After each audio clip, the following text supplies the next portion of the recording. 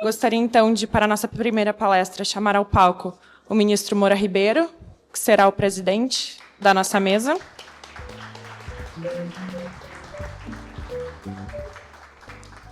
Ministro Moura Ribeiro, que, enfim, dispensa apresentações, ministro do Superior Tribunal de Justiça, mestre e doutor em Direito Civil pela PUC São Paulo. E gostaria também de convidar ao palco os painelistas, Alberto Monte,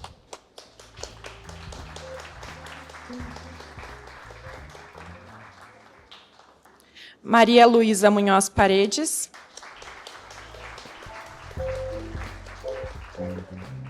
Rafael Miranda,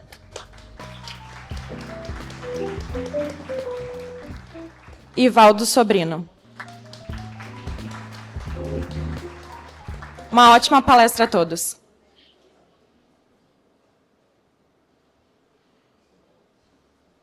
Eu prometo que eu não vou demorar 5 minutos. Ontem nós tivemos um show maravilhoso aqui, do grupo do Hermeto Pascoal. Os poucos que foram, viram algo inacreditável. Foi lindo, lindo, lindo. Hoje, nós vamos ter no Cultura Artística, a partir das 19 horas, um evento do escritório que está comemorando seus 40 anos e que vai reunir 10 músicos extraordinários. É lindo, lindo e é um show único. São pessoas que não estariam juntas. É o João Camareiro com o Andreas Kisser. Enfim, é um show muito diferente. Eu convido a todos para irem. A gente tem, para isso, temos que colocar o nome daqueles que ainda não fizeram a sua inscrição na lista de pessoas para poderem ser autorizadas a entrar no teatro. Depois nós passamos, durante o dia, aí, instruções sobre como se filiarem a essa festa, tá bom? Obrigado. Perdão.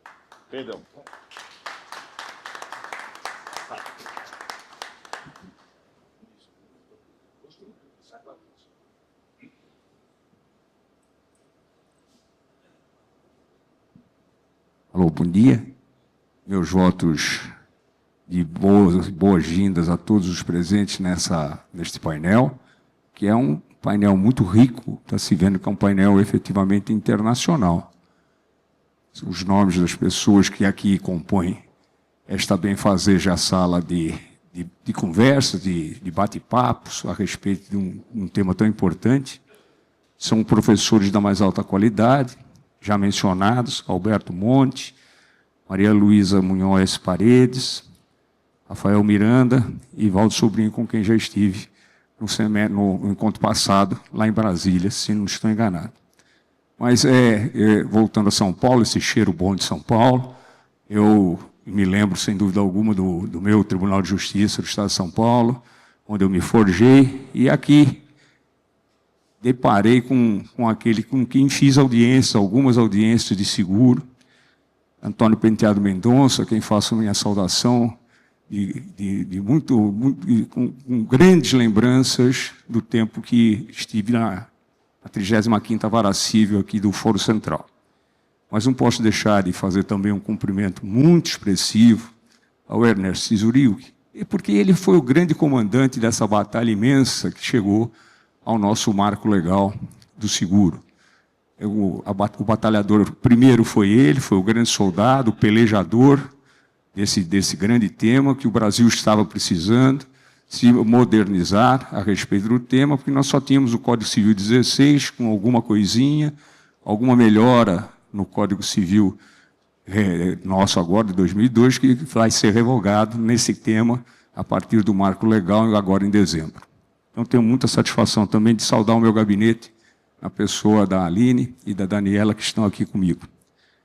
Eu vou seguir a ordem, com muito gosto, vou seguir a ordem que me foi apresentada para este painel desse Congresso Internacional de Direito de Seguros, do Instituto Brasileiro do Direito de Seguro. Eu deveria passar a palavra primeiro às mulheres, me parece, parece que seria o mais conveniente, né?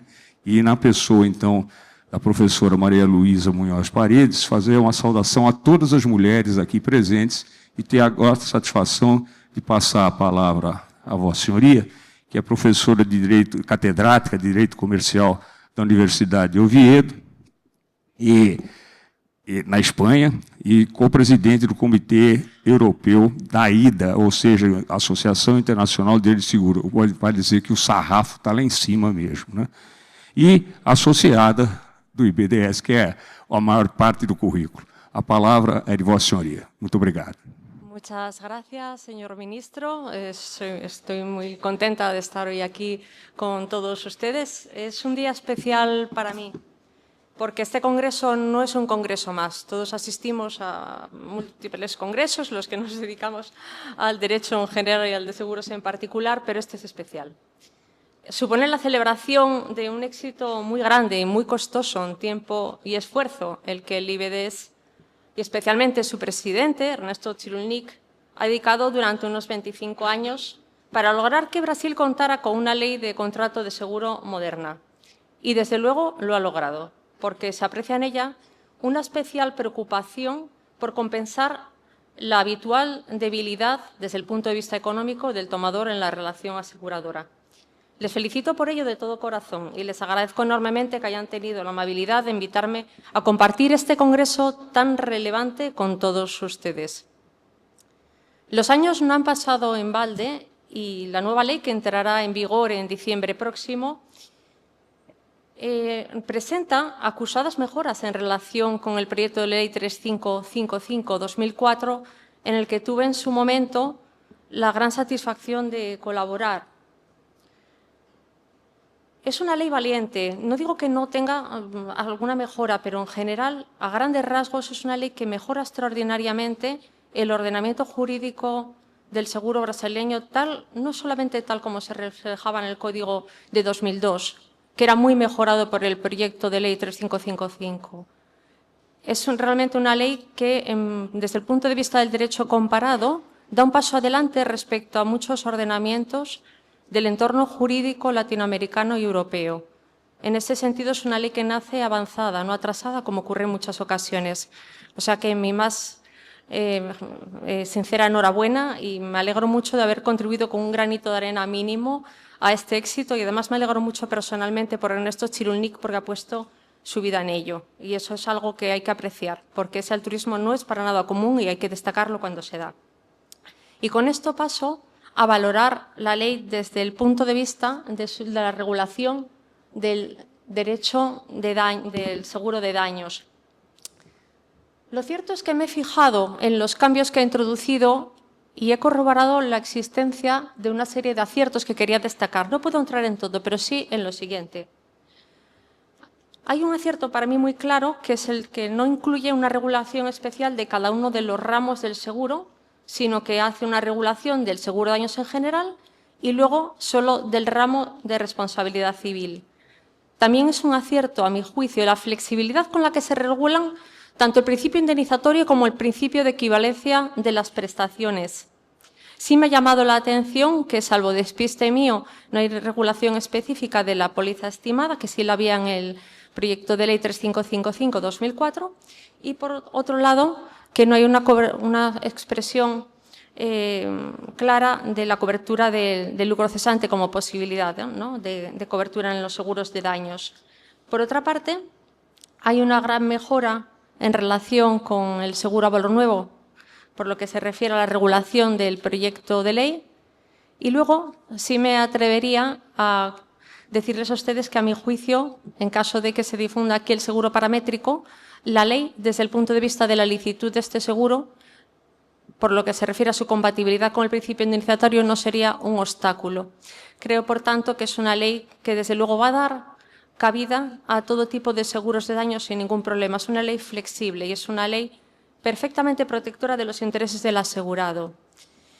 Bien, entrando ya en el examen pormenorizado de los distintos aspectos a los que me refiero, muy brevemente, en relación con la no inclusión del régimen especial para cada uno de los ramos de daños, a mí siempre me ha parecido que esos regímenes especiales de seguro de robo, incendio, transporte, etcétera, eran bastante inútiles en la práctica. Para configurar pólizas de seguro de daños basta con contar con una buena regulación, unas buenas disposiciones generales del seguro, En general, unas buenas disposiciones generales del seguro de daños y dejar el resto a la autonomía de la voluntad. Si al final se va a regir por lo que se pacten en las pólizas y no tiene mucho sentido que se predetermine tanto el contenido del contrato por lo que se refiere a esos riesgos. Pero el seguro de responsabilidad civil es cosa aparte. Ese sí necesita una regulación. ¿Y por qué? Porque el tercero, que va a ser el que tenga derecho a reclamar contra la aseguradora en cuanto perjudicado por el daño, no ha participado en la celebración de ese contrato y se le van a imponer unas condiciones que han pactado otros, la compañía y su asegurado. Entonces tiene que haber alguna disposición legal que determine los derechos del tercero, en particular la acción directa, y otra pieza que también es indispensable, que es el catálogo de alegaciones inoponibles por la compañía cuando el tercero reclame el pago a la compañía. En ese sentido sí se requiere una regulación y ha acertado la ley brasileña, a mi juicio, incluyéndola. Por otro lado, apuntaba que me parece un acierto también la flexibilidad con la que se regula el principio utilizatorio y también el de equivalencia de las prestaciones, que en el ámbito del seguro es el principio de proporcionalidad entre indemnizaciones y primas. Empezamos por el principio indemnizatorio. El principio indemnizatorio vacilar en el seguro de daños resulta en la ley brasileña de la interpretación conjunta de dos preceptos. Por un lado, el artículo 89, que está dentro de la regulación de los seguros de daños en general, cuando dice que la indemnización no podrá exceder del valor del interés. Y esto se complementa con otra disposición que está en otra parte de la ley, que es la sección dedicada a la tramitación y liquidación de siniestros, y ahí en el artículo 81 se dice, como recojo ahí, que en caso de duda sobre criterios y fórmulas destinados a la fijación del valor de la deuda de la aseguradora, serán adoptados los que sean más favorables al asegurado o beneficiario, quedando prohibido el enriquecimiento sin causa. Por tanto, de la interpretación conjunta de ambas normas resulta la consagración legal del principio indemnizatorio, que luego se ve reflejado en otras normas. Pero esto es, digamos, la base. Y es flexible porque la referencia al valor del interés no supone que ese valor del interés tenga que ser el valor real o el valor actual, como se dice en Brasil, sino que puede ser el valor nuevo, cosa que se corresponde perfectamente con la regulación que de esta modalidad aseguradora se introduce en la propia ley en el artículo 92. Por otra parte, hay otro aspecto fundamental, como verán, y que también es muy importante de cara a la posible inclusión de otras modalidades aseguradoras. Y es que no se prohíbe todo enriquecimiento. Lo que se prohíbe es el enriquecimiento sin causa, el enriquecimiento que puede decirse injusto. Por tanto, desde el marco de la ley brasileña podrá haber enriquecimientos justos e injustos. Eso es lo que ha permitido tradicionalmente en nuestra ley, por ejemplo, que el seguro a valor nuevo pueda ser considerado lícito, porque allí también se recoge el principio indemnizatorio en estos mismos términos o muy similares. Y esto también es lo que permitirá introducir de forma suave el seguro paramétrico sin que choque con el principio indemnizatorio, como voy a explicar después.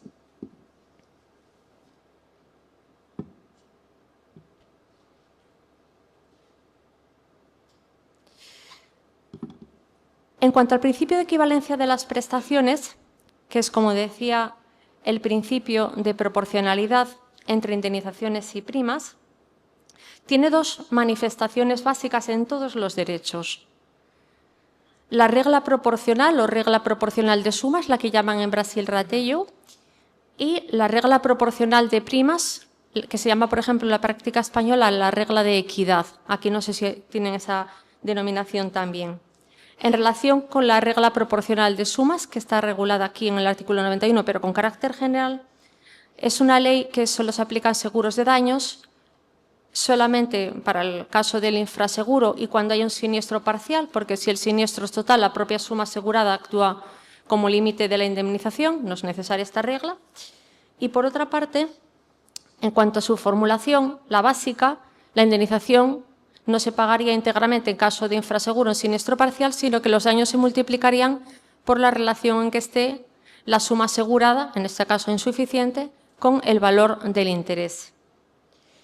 Por su parte, la regla proporcional de primas Es una regla que no se aplica solo al seguro de daño, sino a todo tipo de seguros, porque su base es el riesgo. En definitiva, lo que ocurre es que en los casos en los que hay una discordancia entre el riesgo tal como se ha declarado, tal como se ha descrito a la aseguradora, y el riesgo real, la aseguradora tampoco tiene por qué pagar la prestación completa, sino la relación que se halle la prestación con la prima pagada y en relación con la prima que se habría debido pagar de haberse declarado correctamente el riesgo. Esta regla en otros ordenamientos, por ejemplo en España, se aplica no solamente a los casos de incumplimiento del deber de declaración del riesgo, sino también a los casos de incumplimiento del deber de declarar agravaciones sobrevenidas.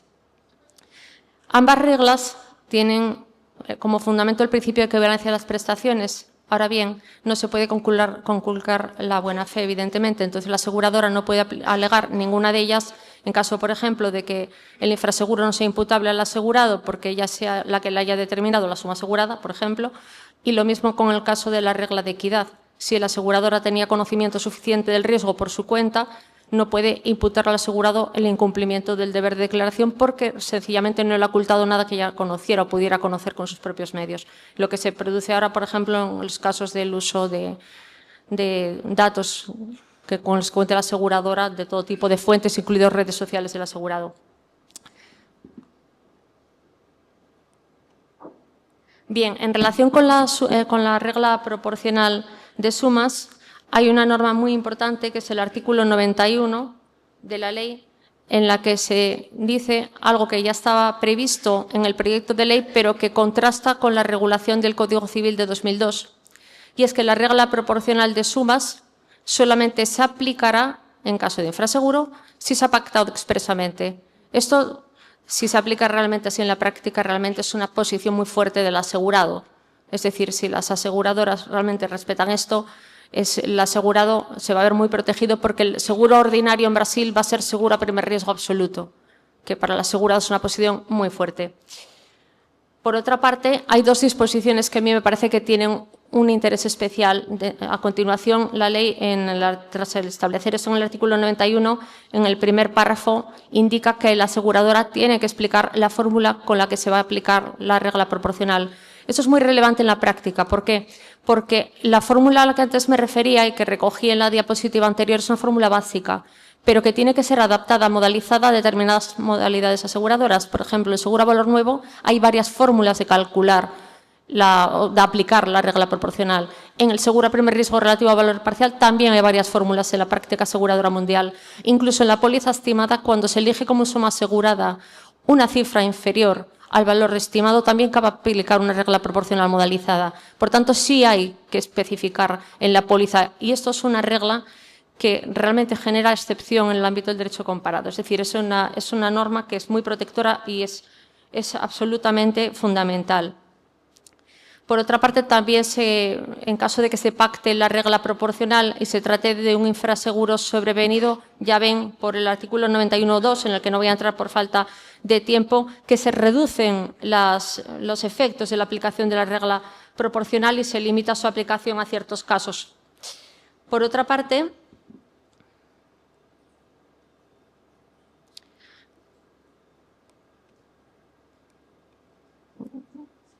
no sé a dónde tengo que apuntar para que me... Algún lado. ¿Algún lado? Ahí estamos. Bien, entonces simplemente concluimos que el seguro ordinario en Brasil será seguro a primer riesgo absoluto, cosa que no es común, por ejemplo, en Europa continental, sí en Gran Bretaña, y que hay que especificar la fórmula en caso de que se pacte.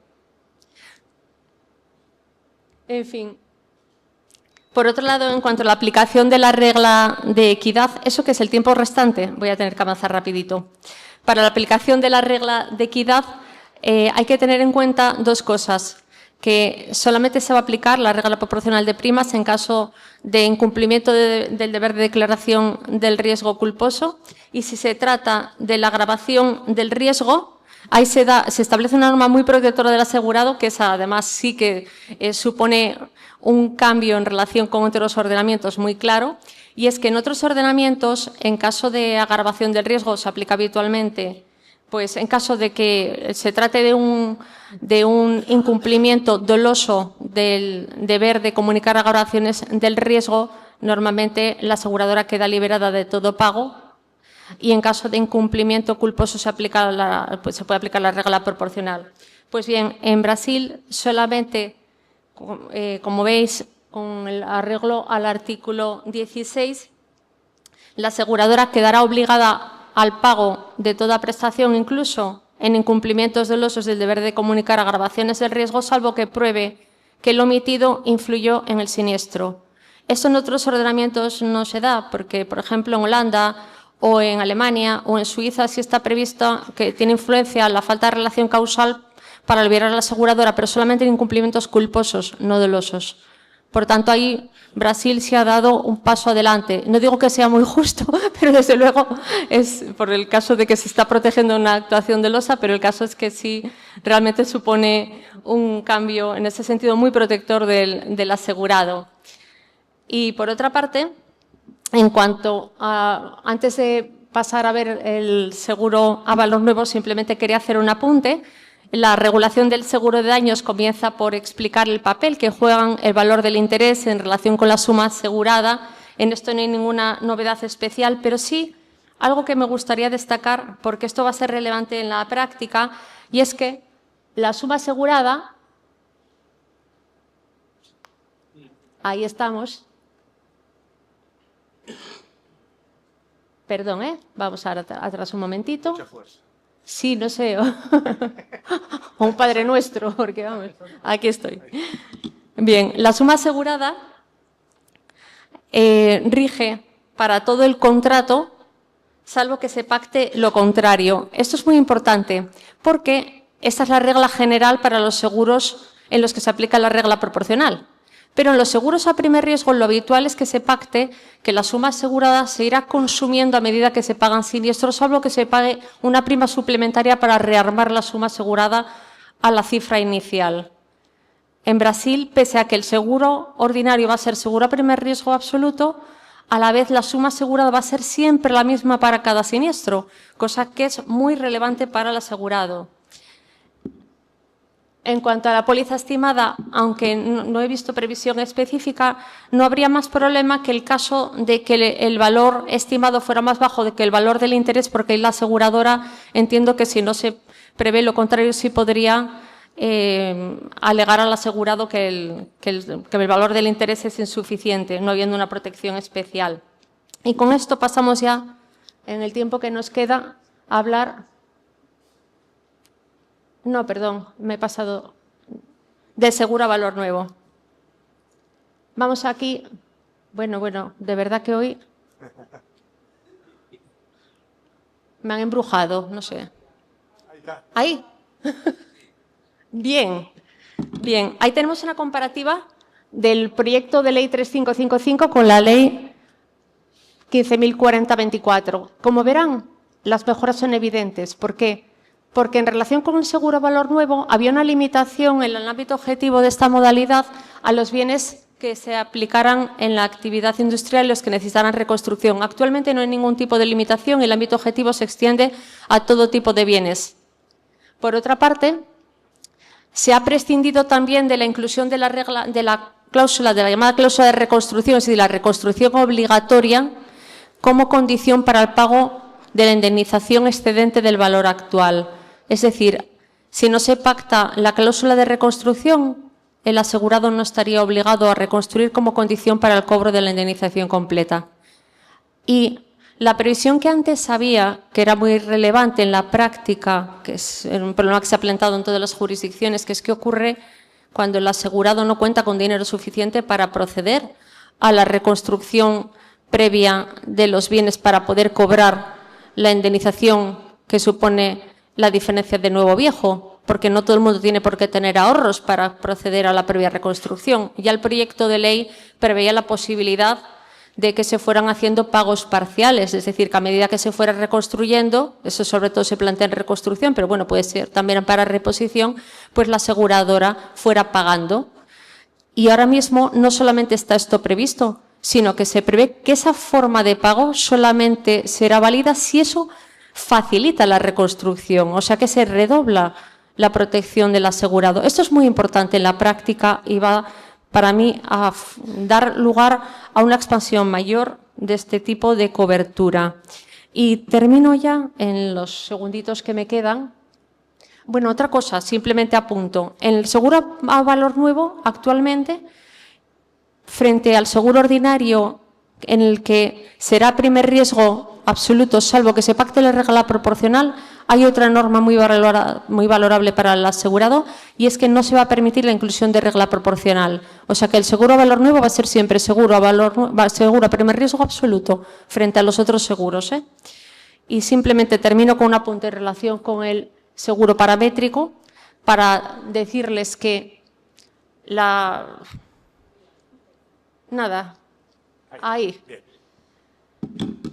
que la formulación flexible del principio indemnizatorio, permitiendo un cierto tipo de enriquecimiento, da cobijo al seguro paramétrico. En el seguro paramétrico, el problema mayor de solicitud es que el asegurado puede tener derecho al cobro de la prestación con solo la producción del evento en las condiciones pactadas en la póliza y aunque no haya sufrido ningún daño. Esto, claro, choca con la concepción tradicional del principio indemnizatorio. Cabe la introducción de cautelas, como la prueba del daño, aunque se prescinda de hacer una liquidación que convertiría el seguro paramétrico en un seguro normal y que, por tanto, perdería su utilidad.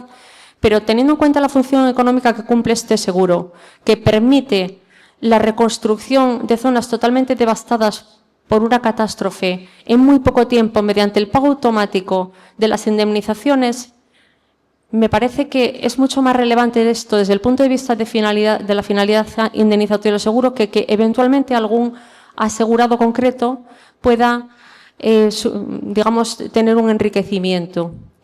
Porque además, fíjense que han pasado 100 años desde que escribió Ehrensweig un artículo muy relevante en relación con la prohibición de enriquecimiento, y ya entonces dijo él algo que se puede trasladar a hoy, y es que el que un asegurado concreto pueda enriquecerse no es problemático desde el punto de vista de la ley en la medida en que esto no aumente el riesgo subjetivo. Si no se produce un riesgo subjetivo, a la ley, en el fondo, desde el punto de vista de finalidad indemnizativa del seguro, no le importa. Esa es la visión que hay que tener en cuenta a la hora de valorar la licitud del seguro paramétrico y lo que puede, digamos, ser un impulso para su expansión en lugar de un freno.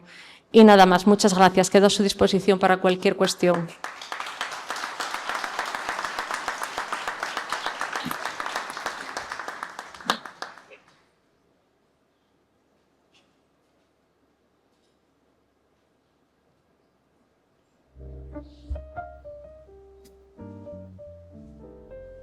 Impressionante o domínio da professora Maria Luísa do novo marco legal de seguro, fazendo menção até a artigos específicos que nos lembra com muito gosto, muito sabor, o nosso Código de Defesa do Consumidor. E fazer essa adequação entre os prêmios e o pagamento, a equivalência entre o prêmio e aquilo que vai ser absolutamente o objeto da indenização, a professora alinhava com um domínio absolutamente seguro. Meus parabéns, muito obrigado. Meus abraços apertados pelo seu domínio no tema. Muito obrigado. Muito obrigado. Agora, retomando a ordem, eu tenho a satisfação de passar a palavra ao professor Alberto Monte, professor titular de Direito Comparado, na Escola Universitária de Estudos Avançados, do Instituto Universitário de Estudos Superiores, de Pavia, na Itália, e consultor acadêmico da Divisão de Assuntos Financeiros da Organização para a Cooperação do Desenvolvimento Econômico da ONU, e o mais importante, também associado do IBDS. A palavra é de Vossa Senhoria, professor. Obrigado, presidente. Bom dia. Que alegria e que emoção. Neste lugar maravilhoso, há 23 anos, participei pela primeira vez de um fórum do IBDS. Na época, a discussão versava sobre as normas relativas aos contratos de seguros contidas no novo Código Civil brasileiro. Hoje, estamos aqui novamente juntos para falar sobre a nova lei de reforma desta mesma matéria, fruto de um trabalho que duram mais de 20 anos. Obrigado, meu querido Ernesto, pelo empenho, determinação, paixão, entusiasmo que nos trouxeram até aqui. Gostaria também de agradecer todos os organizadores do Congresso e todos aqueles que o tornaram possível. O tema que me foi confiado hoje é a disciplina jurídica do seguro de responsabilidade civil. Tenho uma apresentação, não sei se é possível demonstrá-la.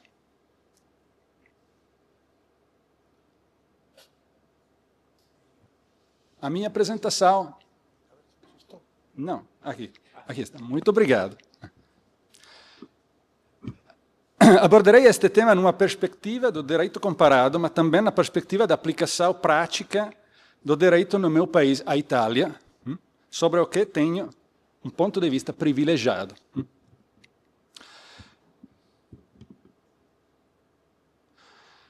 Historicamente, a disciplina do seguro de responsabilidade civil tem seguido 3 linhas da força que apontam para objetivos distintos e nem sempre totalmente conciliáveis. Estas 3 linhas orientam-se para a salvaguarda do patrimônio do segurado, a proteção de terceiros prejudicados e a governabilidade do risco por parte da seguradora, de modo a garantir que o mecanismo do seguro funcione em conformidade com os requisitos de solvência. É importante salientar que, ao contrário de outros seguros de dano, o seguro de responsabilidade civil tem por objeto um risco com origem no ordinamento jurídico, tanto no que se refere aos pressupostos para o surgimento da responsabilidade do segurado, como a natureza e extensão do danos indenizável. No contrato de seguro de responsabilidade civil, a prestação da seguradora corresponde, em princípio, à obrigação de indemnização imposta ao segurado pelo ordenamento jurídico, se considerarmos que o direito da responsabilidade civil é, sobretudo, um direito de origem jurisprudencial e, como tal, está em constante evolução, compreenderemos bem a complexidade do tema. Além disso, no plano jurídico, a responsabilidade civil desenvolve-se numa sequência de etapas ao longo do tempo, que determina a sua formação progressiva. O contrato de seguro tem, por norma, duração anual, o que torna necessário identificar mecanismos operacionais que permitam conciliar necessidades de certeza que não sempre vão no mesmo sentido. Se a isto acrescentarmos que o risco objeto do mesmo contrato do seguro pode envolver uma pluralidade de segurados, bem como uma pluralidade de prejudicados, fica clara a dimensão do desafio para o estudioso que aborda o tema. Salvaguarda do patrimônio dos segurados, proteção de terceiros prejudicados, governabilidade do risco da responsabilidade civil, de modo a garantir a solvência da empresa de seguros, a estabilidade do sistema. Seguindo estas 3 direções, cruzam-se as questões-chave da disciplina jurídica do contrato do seguro contra o risco de responsabilidade civil. Vamos proceder com ordem.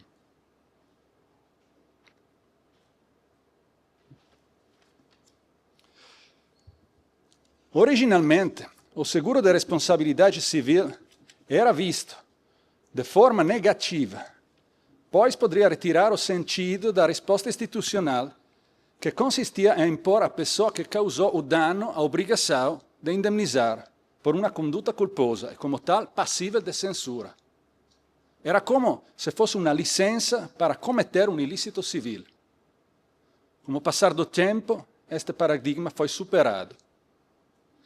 Em vez de utilizar a responsabilidade civil indemnizatória como mecanismo de alocação póstuma do dano, vários ordenamentos jurídicos utilizaram o instrumento para proceder a uma alocação preventiva do risco. Hoje em dia, é amplamente reconhecido que o seguro da responsabilidade civil pode permitir a internalização e a fragmentação do custo do dano, a internalização preventiva, através do pagamento de prêmio por cada segurado, introduzindo também mecanismo de regulamentação subrogata ou regulamentação substitutiva. Neste termo, o risco de dano é reduzido devido à interação virtuosa entre a seguradora e o segurado numa lógica de gestão eficiente do risco. Assim, a função de salvaguarda do patrimônio do segurado deixa de ser vista com desfavor, constituindo o resultado natural da celebração do contrato do seguro de responsabilidade civil, enquanto instrumento de gestão de risco numa perspectiva econômico-social mais ampla. A mesma perspectiva realça a função de proteção de terceiros prejudicados, visto o seguro constituir um instrumento de aplicação prática da responsabilidade civil, intervenindo para proteger contra o risco da insolvência do autor do dano, o que tornaria inútil o exercício da atribuição da responsabilidade. Esta transformação levou à difusão progressiva de forma de seguro de responsabilidade civil obrigatória em numerosos ordenamentos jurídicos, como resposta institucional à necessidade de proteção do terceiro prejudicados. Em Itália, por exemplo, foram recentemente introduzidas novas formas de seguros de responsabilidades obrigatórios no setor da saúde, a Lei Gelli-Bianco, e das profissões intelectuais, incluindo os advogados.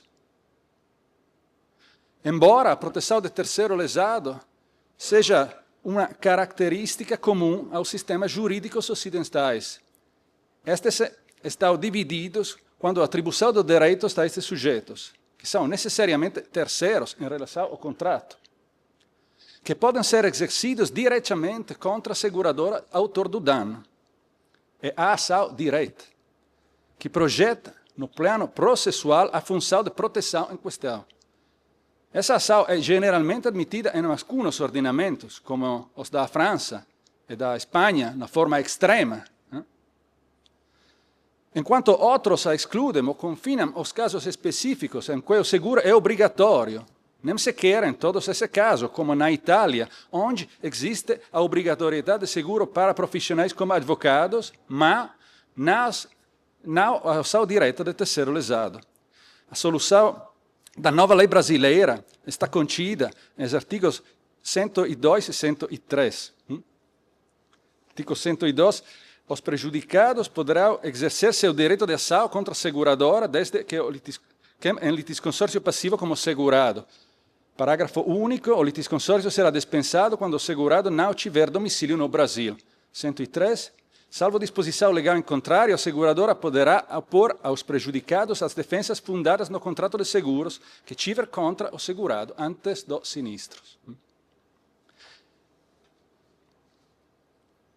Acessória ao direito de terceiros lesados está a obrigação de informar sobre a existência da garantia, quando esta não estiver prevista obrigatória para a lei.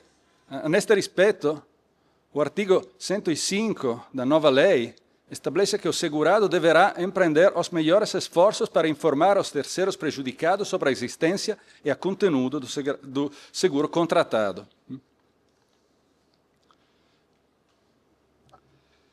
Ao contrário de outros seguros de danos, nos seguros da responsabilidade civil, a determinação e as modalidades de cálculos da prestação devida pela seguradora em caso de ocorrência de risco segurado escapam, em grande parte, à autonomia contratual. De facto, em conformidade ao princípio da indemnização, que funciona como limite externo, as partes de um contrato de seguro de danos a bens causado, por exemplo, por um incêndio, são livres para determinar as modalidades de cálculos de indemnização em caso de ocorrência de risco, ou seja, um evento que danifica ou destrua os bens segurados, acordando critérios convencionais como valor de novo, quando permitido, valor em estado de uso, custo de reposição e, no que se refere ao valor da indemnização acordado para o chamado dano indireto para impedimento de atividades, business interruption, fórmulas como a designada perda de lucro bruto, loss of gross profit.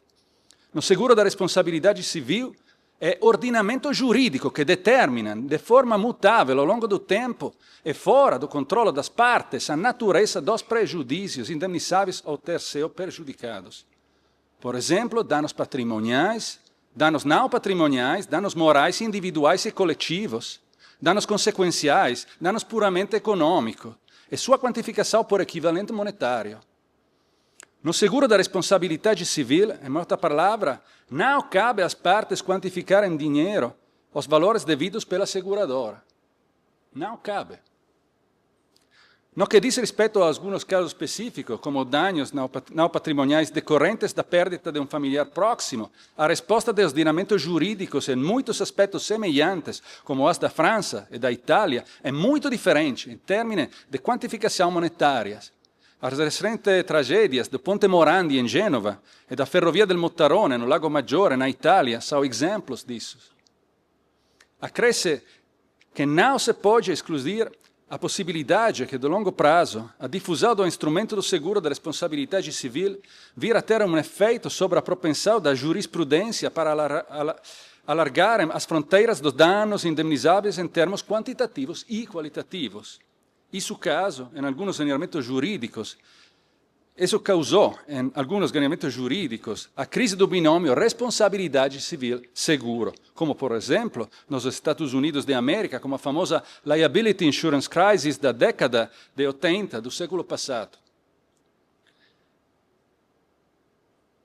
Na perspectiva da governabilidade do risco, terceira linha da força, a determinação do limite máximo constitui um de poucos instrumentos à disposição das partes no momento de celebração do contrato do seguro contra o risco de responsabilidade civil. Salvo casos excepcionais, por exemplo, violação do dever de boa-fé, este limite representa o valor máximo da exposição do segurador ao risco garantido. A adequação do limite máximo em relação ao risco de responsabilidade civil enfrentado pelo segurado é uma questão de importância central, mas que raramente é abordada de forma completa. De facto, em teoria, a responsabilidade civil do segurado é ilimitada. Ilimitada. Ao passo que, na prática, este limite é identificado no patrimônio do responsável que pode ser concretamente atacado pelos credores. Em vários sistemas jurídicos, a autonomia patrimonial perfeita conferida às sociedades comerciais permite segregar o risco da responsabilidade civil dentro do patrimônio empresarial de uma sociedade, sem repercussão externa sobre o patrimônio pessoal de sócios. O patrimônio do segurado não pode, portanto, constituir um parâmetro para a medição da adequação do limite máximo, dado que foi anteriormente referido sobre a função do seguro da responsabilidade civil enquanto instrumento capaz de superar os limites de aplicação do mecanismo de indenização constituído pelo risco da insolvência do autor do dano.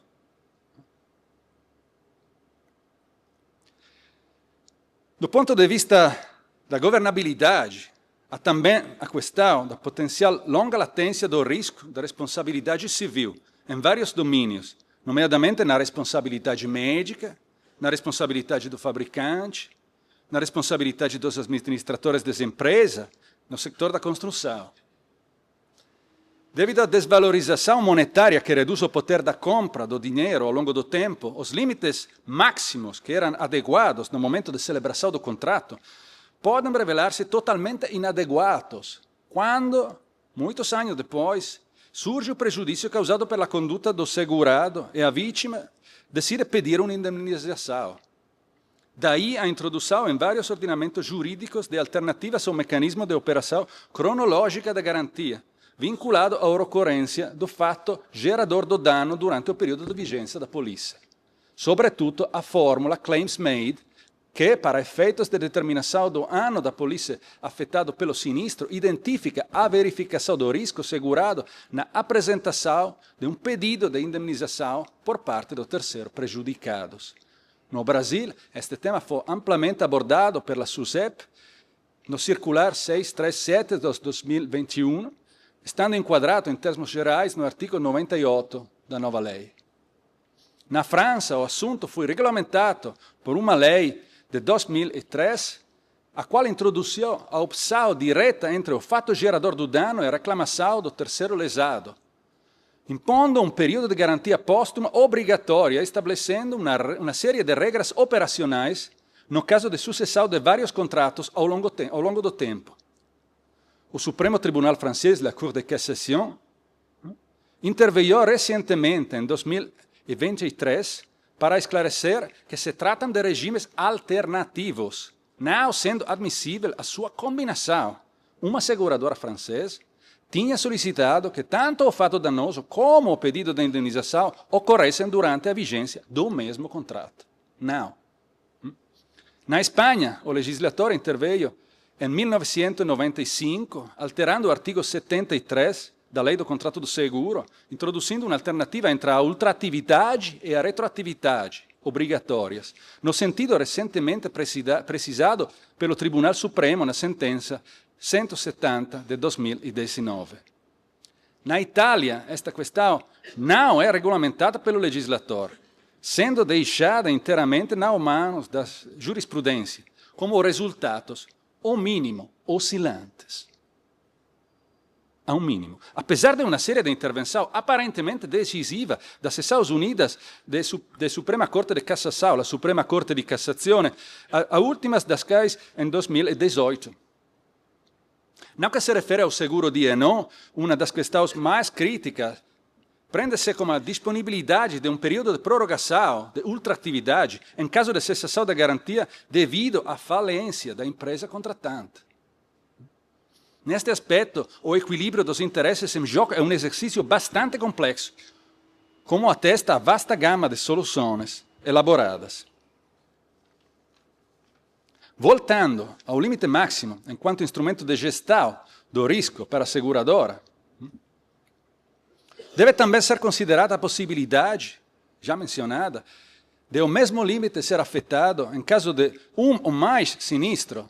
Pense no limite máximo agregado anual, pela posição subjetiva de uma pluralidade de segurados, como os seguros D&O, ou pela posição de uma pluralidade de terceiros prejudicados. Na perspectiva do salvaguarda do patrimônio do segurado e da proteção do terceiro prejudicado, torna-se ainda mais difícil determinar a adequação e introduz a necessidade de prever, por lei ou por contrato, critério de alocação do mesmo limite máximo, por um lado, para proteger o patrimônio de cada segurado, e por outro, para proteger os direitos de indemnização de cada terceiro prejudicado. A este respeito, o artigo 107 da nova lei brasileira.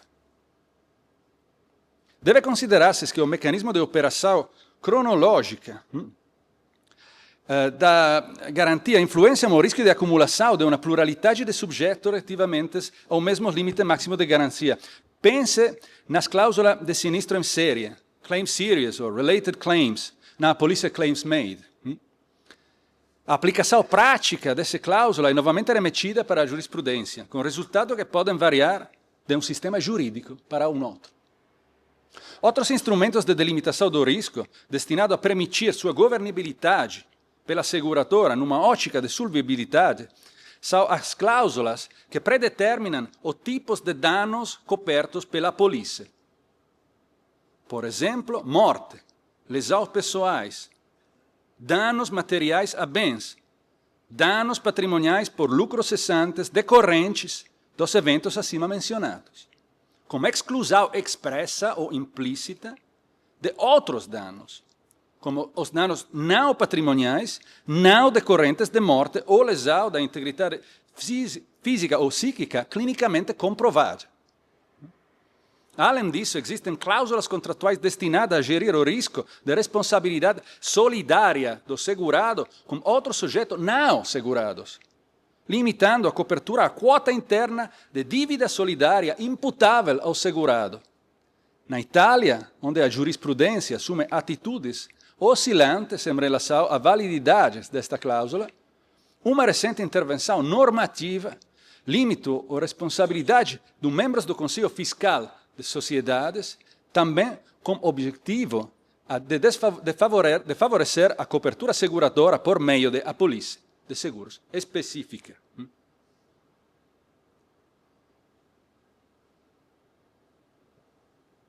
Não.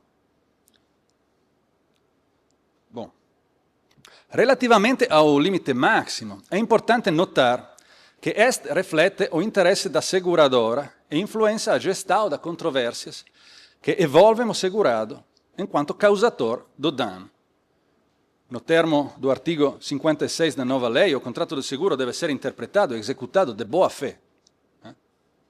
No âmbito de execução do contrato de seguro contra o risco de responsabilidade civil, o princípio da boa-fé rege a discricionalidade da seguradora em todas as situações em que a regulamentação específica não vincula estritamente a conduta da companhia e os interesses das partes não estão perfeitamente alinhados. Pensa-se, por exemplo, no caso emblemático italiano do Accordo de Gestão do Litígio, il patto di gestione della lite, che precisamente devido ao limite máximo, pode induzir a decisão oportunistas por parte da seguradora. Esta pode decidir não aceitar uma transação razoável do litígio por um montante próximo do limite máximo, sem ter em conta os interesses do segurado, cujo patrimônio está exposto ao excedente. O artigo 106 da nova lei brasileira preocupa-se, por sua vez, em regulamentar o direito da seguradora de transigir com terceiros prejudicados, desde que tal não prejudique os direitos do segurado. A cobertura da despesa de defesa do segurado pode constituir um motivo adicional de conflito, especialmente quando o valor da ação judicial do terceiro lesado excede o limite máximo previsto na polícia. Se, por um lado, é verdade que no seguro da responsabilidade civil não existe, nem pode existir, subseguro ou infraseguro, por outro, não é mesmo verdade que, quando o valor dos honorários profissionais dos advogados está indexado ao valor da causa, como acontece em regra em Itália, o limite máximo não pode ser desconsiderado na determinação do valor da obrigação eventualmente imposta por lei ou por contrato do segurador. De facto, o artigo 1917 do Código Civil italiano prevê que a despesa para resistir ao assalto do terceiro prejudicado sejam suportadas pela seguradora até um quarto do limite máximo, mesmo que o excedam se forem erodidas pelo pagamento da indenização. O artigo 98 da nova lei estabelece que na garantia de gastos como a defesa contra a imputação da responsabilidade deve ser estabelecido um limite específico e diverso daquele destinado à indenização dos prejudicados, de modo a evitar oportunamente o conflito adicional que seria desencantado pela inclusão no mesmo limite máximo de despesa de defesa do segurado e da indenização destinada, em última análise, à proteção do terceiro prejudicado. O tema é vasto. Poderia ocupar o dia inteiro. No entanto, a minha intervenção deve agora chegar ao fim. O binômio responsabilidade civil-seguro constitui um instrumento normativo para a gestão de riscos crescentes e cada vez mais difundidos na sociedade moderna.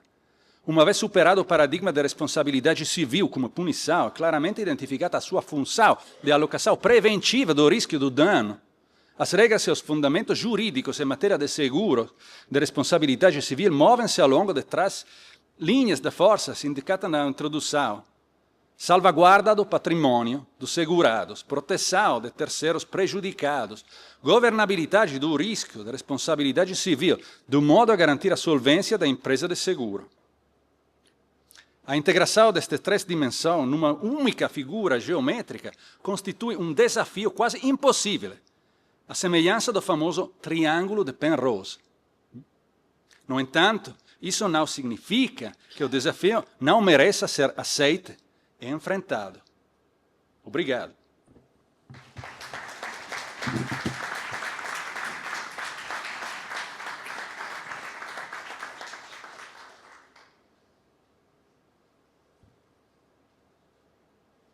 Comentar o senhor, professor.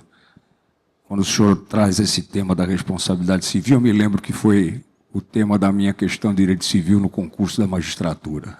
Já faz 42 anos. Você vê esse ponto que a responsabilidade civil é a coluna dorsal de todo o nosso direito. Aliás, os romanos já se preocupavam com o risco. E os romanos nos ensinaram que o res perit dominus. Então, é isso mesmo que embala toda essa fala do senhor na salvaguarda do patrimônio, a proteção de terceiros e na solvência da seguradora, que é o interesse de todos nós. Meus parabéns, mais uma vez. E agora tenho a satisfação de chamar para sua fala aquele com quem estive o ano passado lá no Superior Tribunal de Justiça, o advogado Rafael Miranda, sócio do escritório Rafael Miranda, Melo, Raposo, Barbosa advogados e, o mais importante, associado do IBDS. A palavra é de Vossa Senhoria, com muito gosto. Bom dia a todas e todos.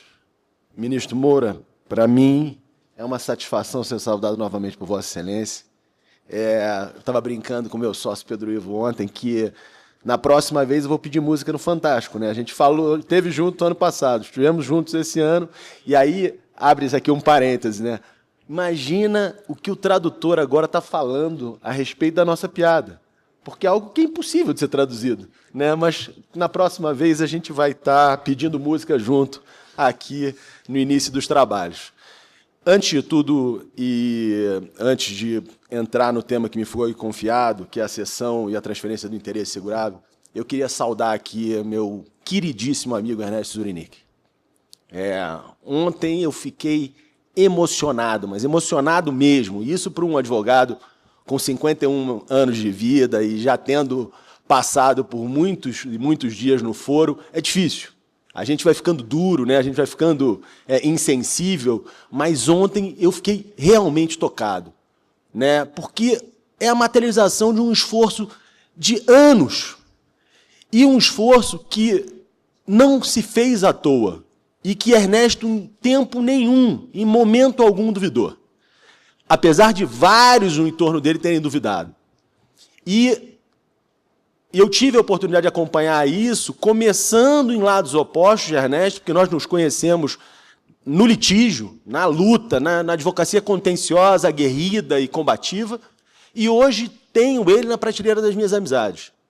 Pessoa que está sempre disponível, que é sempre interessada, não nos assuntos dele, mas nos seus assuntos, nas coisas que lhe tocam e que são pessoais. Então, Ernesto realmente é uma figura incrível, merece isso, merece a lei, merece a lei do novo contrato de seguro e merece tudo isso aqui que ele mesmo construiu em bases afetivas, de coração e com muita, muita paixão pelo direito do seguro.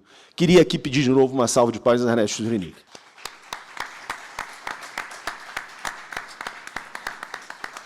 Mas, ministro Moura, o senhor falou da internacionalização do nosso painel, né? Eu estou aqui tão confiante que eu acho que nós já dominamos a Europa Central e a América do Sul. Tudo é nosso, né? Espanha, Itália, né? O professor Monte, que fala um português melhor do que o meu, mais casto e mais organizado, com as ideias todas postas, e a professora Paredes, que deu uma aula brilhante. Então, eu estou apavorado, porque o meu desafio é imenso. Por quê? O professor Sobrinho tem a maior virtude de ser íntia de boca. Então, se és íntia de boca, não passa nada, não? Não há nada que temer. Exato. Então, assim, eu queria começar aqui falando da questão da transferência do seguro e da cessão do direito à indenização. Eu também vou apanhar com isso, não?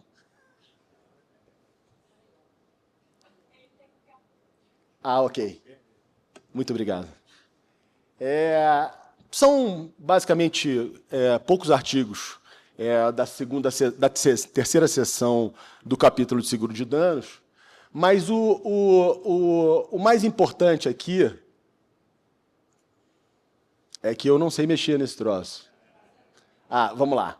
É o nosso roteiro, né? A ideia hoje aqui é passar pela regra geral, né, o conceito da cessão do seguro, que está no 108.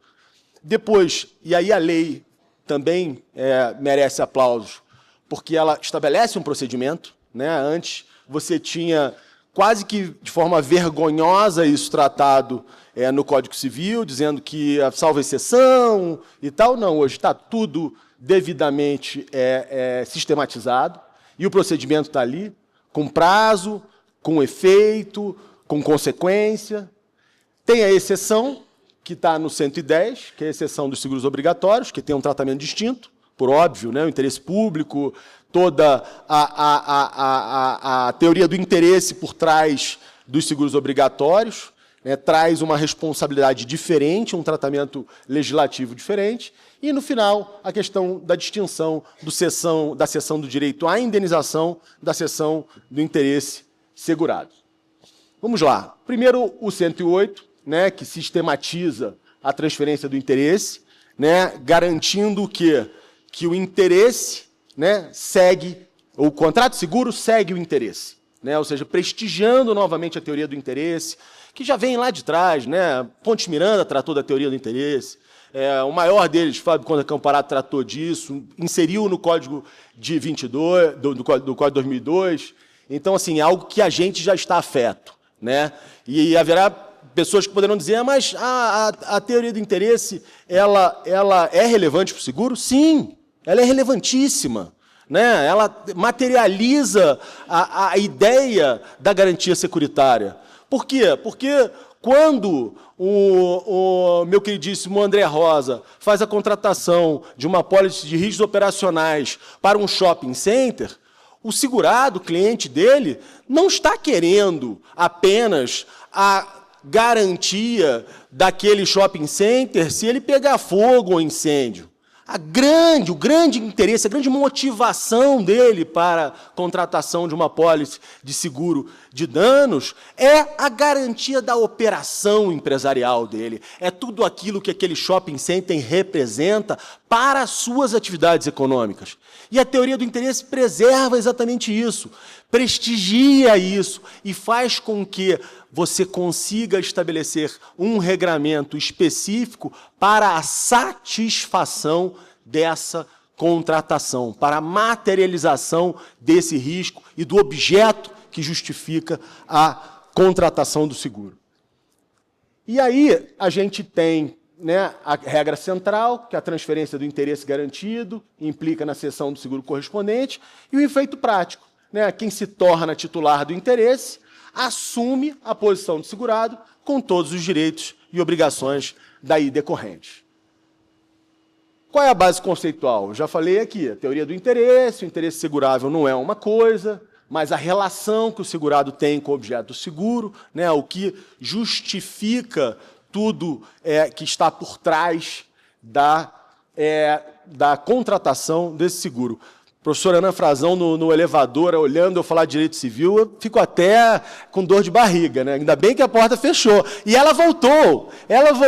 Professora Ana, obrigado, tudo bem? Então, a questão da inovação, né, que eu disse, que apesar de já contemplada no 785, né, a nova lei ela aperfeiçoa uma prática de mercado, garante a continuidade da cobertura do risco e, simultaneamente, protege as partes. Aí começam a entrar os parágrafos e trazerem as explicações e o desenvolvimento, né, dessa dinâmica da cessão que até então não existia e hoje, como disse, está sistematizada. A cessão não ocorrerá sem a anuência prévia da seguradora. Quando o cessionário exercer atividade capaz de aumentar de forma relevante o risco ou não preencher os requisitos exigidos pela técnica do seguro. Aqui a gente já está falando em circunstâncias específicas para a análise dessa cessão, né? Porque a gente vai ver no 109 da necessidade da comunicação e dos efeitos dessa comunicação.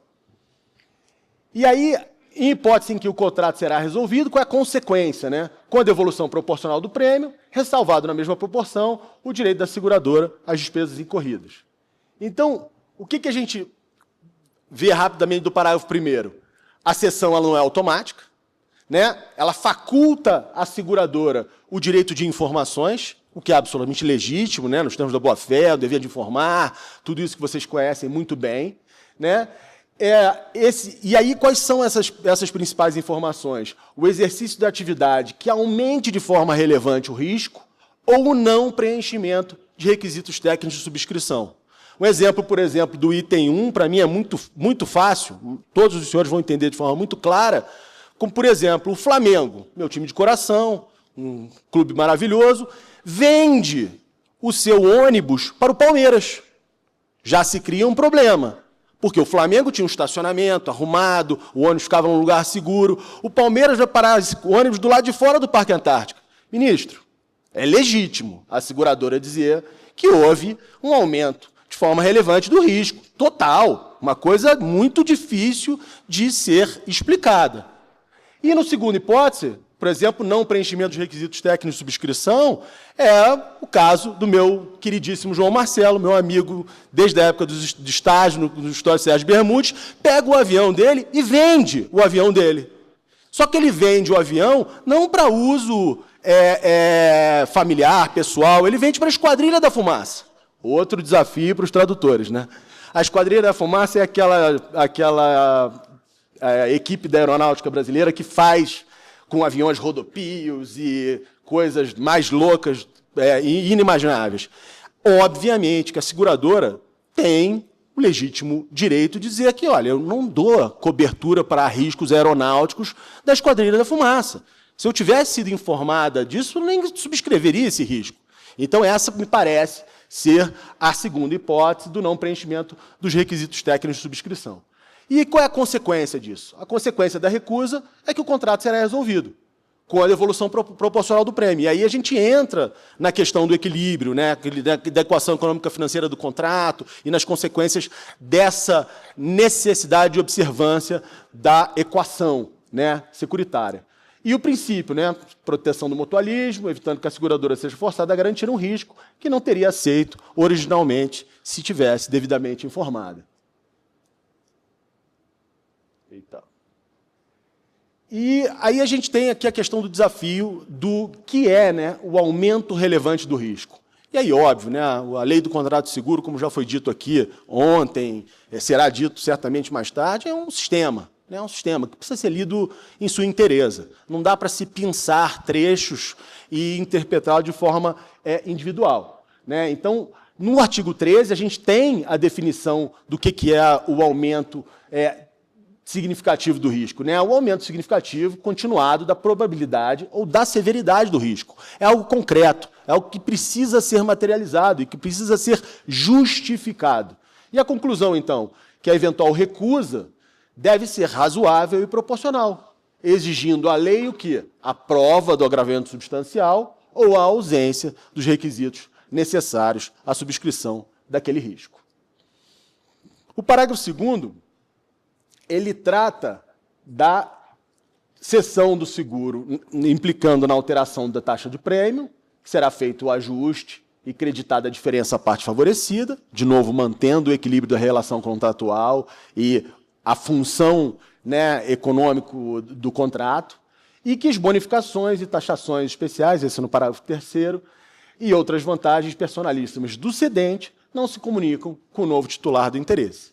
Aí, também, eu acho que de muito fácil constatação, né, a cessão, se ela implicar na alteração da taxa, para mais ou para menos, né, esse prêmio será ajustado. E aí, voltando ao meu exemplo, se o Palmeiras tivesse vendido o ônibus para o Flamengo, haveria necessidade desse ajuste, com a redução do pagamento do prêmio, já que o clube pagaria menos para a seguradora do que o Palmeiras.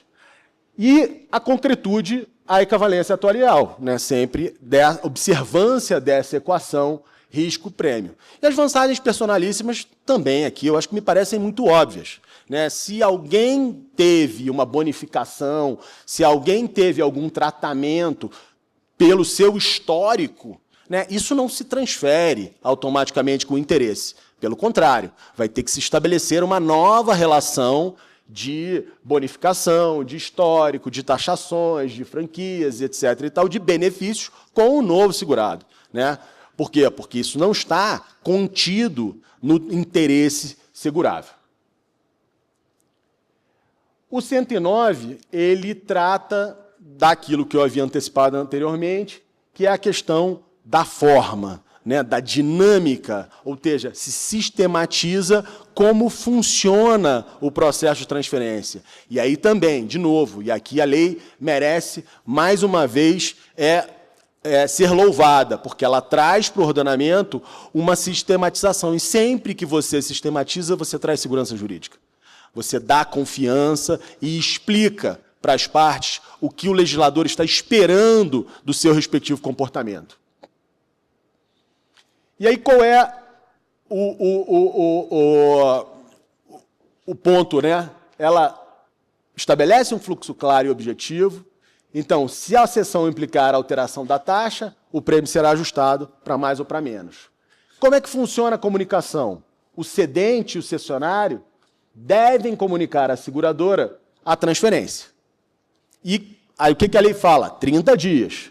30 dias, e aqui é um prazo decadencial, né? Sob pena de perda da eficácia do contrato. E aí, aqueles que não são muito letrados no direito, né? Aqui a gente não está falando, muito obrigado, a gente não está falando da perda da pretensão, não. Aqui a gente está falando da perda do direito material, da essência, ou seja, do contrato. Ele vai perder a sua eficácia. E a seguradora, recebendo essa comunicação, ela analisa, pode solicitar informações e pode resolver o contrato, se e quando houver fundamento, lá nos termos do parágrafo 1º do 108. E ela tem 15 dias também para assim o fazer. Se não o fizer, também perde essa oportunidade. E a eficácia da recusa? E aí aqui a lei também traz um outro benefício, que ela diz que a resolução só produz efeitos 15 dias após a notificação do cedente e do cessionário acerca da recusa da seguradora. Então, ela também não surpreende a parte. Ela dá à parte um tempo, certo ou errado, mas o legislador fixou esse prazo de 15 dias, para que ela possa correr atrás e conseguir, de alguma forma, alguma garantia outra. Opa! E agora, como é que eu volto?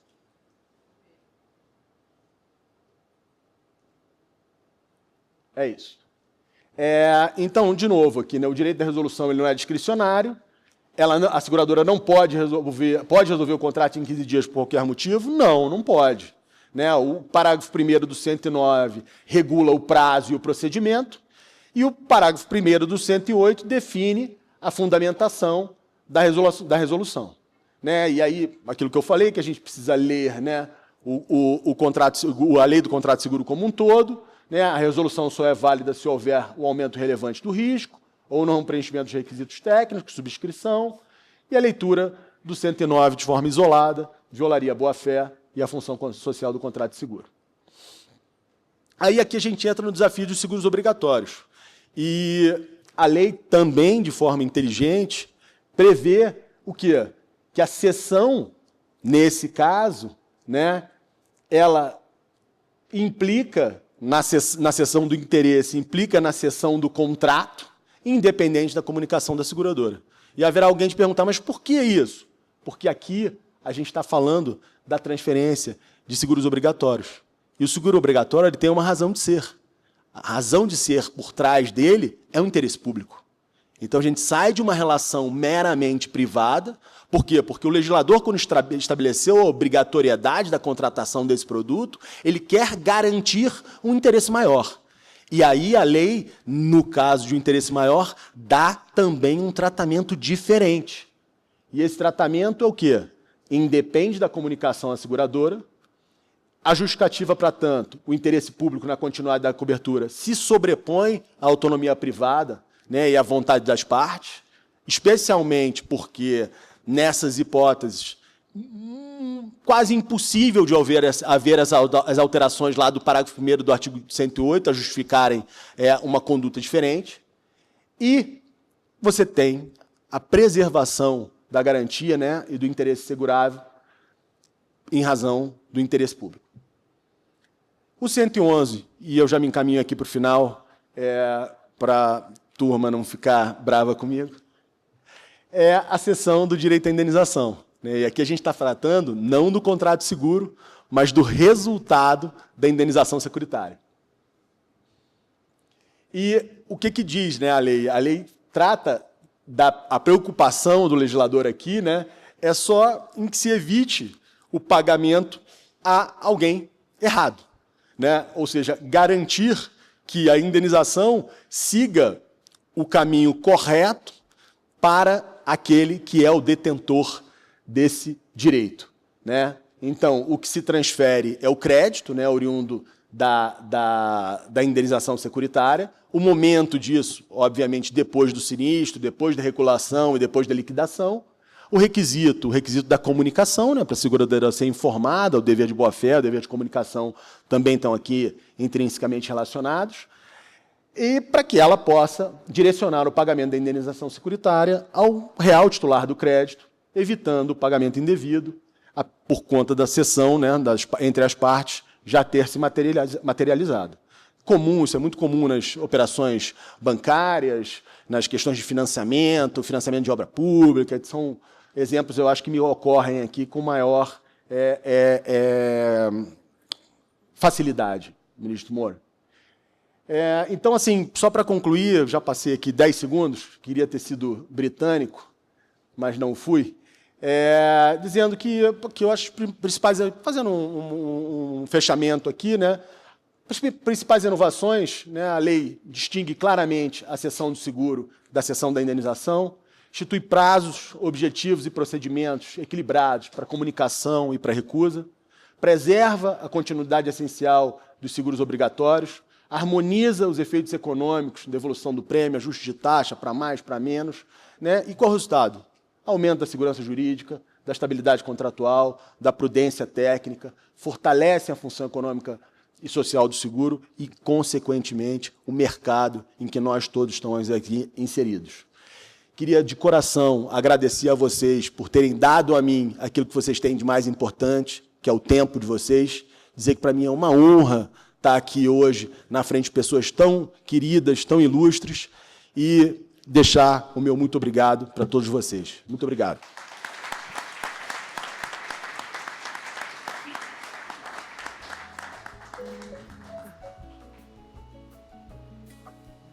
Muito agradável ouvir o doutor Rafael Miranda, né? E o ano que vem, sem dúvida, a gente vai poder pedir uma musiquinha. Falar na sessão...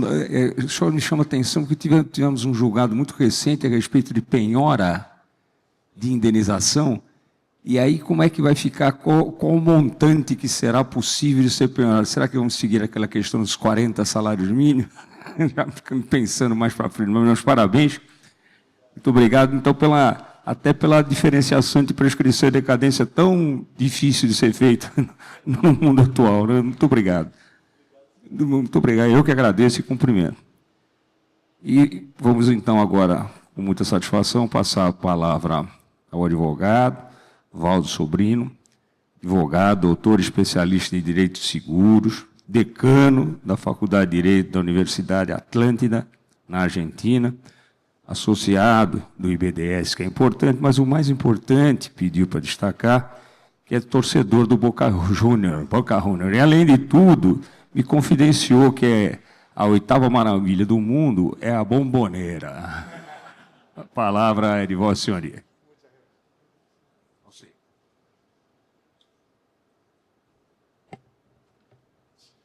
Buenos días, amigos. Un placer estar acá. Es un honor venir a este país y los quería felicitar primero por la nueva ley, que es una maravilla, así que bien ahí. También los quiero felicitar por la organización de este congreso. Soy una persona de edad avanzada, he ido a muchos congresos y este es uno de los mejores congresos que he ido en mi vida. Pero más importante que todo esto es el honor de tener un amigo como Ernesto. Amigos, ayer yo decía, cuando escuchaba lo que pasó con Ernesto a lo largo de todos estos años, realmente me emocioné. Y ahí que pensé, filosofía de vida, ¿qué tiene Ernesto? ¿Qué tenemos que tener todos en la vida? Un legado, algo para hacer, un propósito. Y amigos, hoy todos ustedes están formando parte del propósito de Ernesto. Esto él lo ha logrado. Por tanto, si me permiten el atrevimiento, les pido, nos ponemos de pie para aplaudirlo a Ernesto, que realmente se lo merece. Te lo mereces, hermano. Una maravilla, genial. Bien, Ernesto, buenísimo, ¿no? Pocas veces se ve una persona que quiera hacer algo tanto por los demás. Esto es una maravilla. No pasa en el mundo y por tanto tenemos la obligación de reconocerlo. Es una genialidad. Una maravilla, así que, y tener un amigo así, ¿qué más puedo pedir? Amigos, ¿qué vamos a hacer acá? Vamos a hablar un poquito de algunos temas. Pido disculpas por el atrevimiento, viniendo de Argentina. Hablar de la ley de Brasil es casi una falta de respeto. Pero ¿qué vamos a hacer? Ya mi prima habló, pero ella sabe todo esto, además hizo PowerPoint, hizo todo, todos los colegas hicieron todo, yo no, yo soy un pobre abogado que vengo a hablar, pero ¿qué vamos a hacer? Como no quiero hablarte exactamente de la ley, te voy a hablar de la ley para el futuro. Entonces, ¿de qué vamos a hablar? Heresía. Vamos a hablar de herejía y vamos a preparar los próximos congresos que va a ser el IBDS. ¿Cómo? Claro, vamos a ver de qué se va a hablar en los próximos congresos de Brasil, de Argentina y del mundo. Porque amigos, ¿ustedes creen que esta ley la vamos a aplicar así? No, esta ley ya ha sido modificada. No, Waldo, ¿cómo va a ser modificada si todavía no empezó a tener vigencia? Sí, tanto esta ley como todas las leyes del mundo, de España, de Italia, de Argentina, de Brasil, todas ya han sido modificadas a través del nuevo tsunami legal, un Big Bang jurídico. Amigos, no podemos hablar de nada del derecho, si no lo enfocamos desde las neurociencias y la inteligencia artificial. Si no aplicamos eso, el resto es pasado. Nosotros damos clase en la Facultad de Derecho de la Universidad de Buenos Aires, en primer año, Civil, Derecho General. En último año, Derecho de Seguros. Y el primer tema a analizar, la primera bolilla del programa, ¿cuál es? Algo que es indispensable. Neurociencias, inteligencia artificial y metaverso. Si no hacemos eso, amigos, estamos hablando del pasado. ¿Ok? Y esto es determinante. ¿Por qué? Porque las neurociencias está cambiando absolutamente todo el derecho que nos enseñaron. El Código Civil Viejo de Argentina, de Vélez Sarsfield, se basaba en, como hablaba un colega ayer, muy interesante, en Augusto Teixeira de Freitas. Y eso fue la base nuestra, igualmente el código actual. Ahora, colegas, les pregunto con una mano en el corazón, ¿el derecho en Brasil, como el derecho de Argentina y el derecho de casi todo el mundo, no se basa en ficciones y en ficciones que muchas veces son ridículas? Y vamos a los casos concretos. ¿Qué es la neurociencia? La neurociencia la denominamos la humanización del derecho. ¿Por qué? Porque es la primera vez que se analiza todo a través del estudio del cerebro de la persona de carne y hueso. ¿Ok? Y acá aparece, irrumpe en el escenario científico justamente Daniel Kahneman, una de las personas que más ha desarrollado todo esto. Premio Nobel de Economía. Si Daniel Kahneman era Premio Nobel de Economía, ¿cuál era su profesión? Obviamente era psicólogo. ¿Cómo un psicólogo? Claro, porque Daniel Kahneman, saliendo de nuestras ciencias, ¿qué dijo? Che, ¿cómo son las tomas de decisiones? Y a vos que te enseñaron en la facultad. ¿Y qué enseñamos nosotros a nuestros alumnos? Y la toma de decisiones es el acto voluntario con discernimiento, intención y libertad. ¿Es verdad? Por supuesto que no. Eso es falso. Y lo venimos repitiendo hace solamente 2000 años. ¿Ok? ¿Y qué te dice Daniel Kahneman? ¿Cómo son las tomas de decisiones? Tenés sistema 1 y sistema 2. Sistema 1 es rápido, automático, veloz, emocional. El sistema 2 es lento, meditado, analítico, pensado. Muy bien, ¿y esto qué tiene que ver? Bueno, estamos hablando de seguros, consumidores, asegurados. ¿Qué tiene que ver? Muy sencillo. Imagino que el Código Civil de Brasil, como el de Argentina y de todo el mundo, ¿qué te analiza? El acto lento, meditado, analítico, pensado. Sistema 2. ¿Y qué porcentaje de la toma de decisiones tuyas y de tus clientes y de los 200 millones de Brasil se toma con el sistema 2? Solamente el 10%. Oiga, y el resto, el 90% es con el sistema 1, rápido, automático, veloz, emocional, que por lo menos en Argentina no está regulado. Pero amigos, esa persona que toma esa decisión así es tu cliente, es el asegurado, es el que está en tribunales. ¿Y qué le decimos nosotros? Tú deberías haber actuado como una persona racional. Y no lo es. Pero acá, amigos, y acá debemos recordar a Friedrich Nietzsche, cuando decía, somos humanos, demasiado humanos. Y esto no pasa solo en Brasil, pasa en todo el mundo. Entonces la pregunta es, ¿cómo deberíamos analizar la ley cuando veamos al asegurado en particular de carne y hueso? ¿Como una persona impoluta, como una persona casi como un robot? ¿O deberemos humanizar el derecho y saber que la mayoría de las personas, ustedes, yo, no actuamos como robots, que apenas el 10% de nuestras decisiones son racionales, pensadas, analíticas. Primera cuestión, para cambiar el paradigma, para traer herejía. No podemos seguir repitiendo lo mismo de hace 2000 años. Yo entiendo que es más fácil repetir que pensar. Y seguimos repitiendo lo de antes, estamos todos felices. Pero no es cierto. ¿Ok? Por eso la gran pregunta es, por lo menos en Argentina, los 50 millones de habitantes piensan que los 200.000 abogados vivimos en la estratosfera, porque no vivimos en la realidad de la persona del día a día. ¿Ok? Y esto es básico, pero no solamente es básico para tu cliente, no solo para los abogados, también para los jueces. Se han realizado estudios científicos muy interesantes, uno que se llama El desayuno de los jueces. Es una maravilla. Jueces de Israel, jueces penales, probos, con experiencia, y se hizo un análisis de excarcelaciones. A las 8 de la mañana se otorgaban el 65% de las excarcelaciones. A las 9 de la mañana, el 5%. A las 12 del mediodía, el 65%. A la 1 del mediodía, el 5%. ¿Qué les pasaba a estos jueces? Muy sencillo, señores. Neurociencias, sistema 1 y sistema 2. Ellos, cuando llegaban a las 8 de la mañana, agarramos los expedientes, los miraban, los analizaban, y esto te gasta mucha energía. Entonces, cuando correspondía, otorgaban la excarcelación, 8 de la mañana. A las 10 de la mañana estaban recontra cansados. Y como estaban cansados, ante la duda, aplicaban el sistema 1, rechazaban las excarcelaciones. A las 11 de la mañana volvían a desayunar, medialunas, café, volvían al estudio, al despacho, y otorgaban de vuelta el 65% de las excarcelaciones. A las 2 horas bajaba el 5%.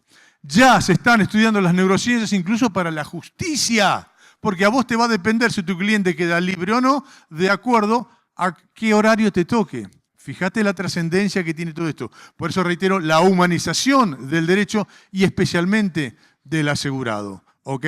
¿Y esto en qué lo vamos a tener que ver? Entre tantas cosas, que no es el tema para analizar ahora, es la cuestión del neuromarketing. ¿Qué vamos a hacer nosotros? ¿Qué hacemos?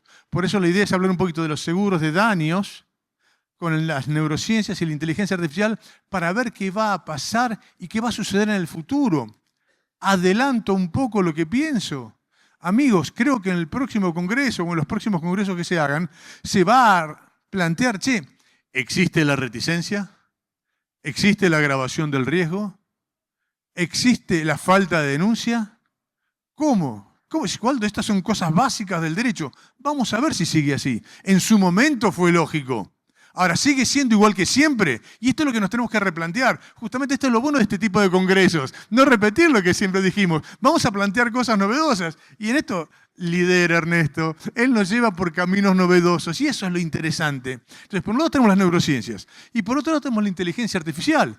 Estos sistemas informáticos que emulan la inteligencia humana y que obteniendo muchos datos llegan a distintas conclusiones. Primera pauta fundamental. ¿La inteligencia artificial es inteligente? Y la respuesta es, por supuesto que no. ¿Cómo? No, señores. ¿Por qué? Porque son correlaciones. De un montón de datos obtienen un montón de resoluciones. ¿Ok? Pero, ¿y esto qué nos va a interesar en el tema del derecho y de la ley de seguro de Brasil? ¿Qué tiene que ver la inteligencia artificial? Amigos, guste o no guste, la inteligencia artificial se va a aplicar a todas las normativas. Es más, no se me ocurre a aquellos que somos profesores que en el futuro podamos llegar a enseñar cualquier tipo de materia, si no empezamos con neurociencia e inteligencia artificial. Esto es determinante. Y ojo, que la inteligencia artificial se le llama la revolución de las revoluciones. ¿Por qué? Porque nos replantea todo el derecho. ¿Cómo todo el derecho, Waldo? Si son unas cosas ahí que figuran. No. La inteligencia artificial es una cosa totalmente distinta. Fíjate que cuando hablas de inteligencia artificial hablas de transhumanismo. ¿Qué es el transhumanismo? La transformación del ser humano a través de la inteligencia artificial. Pero no solo eso, también hablas del poshumanismo. ¿Y qué es el poshumanismo, colegas?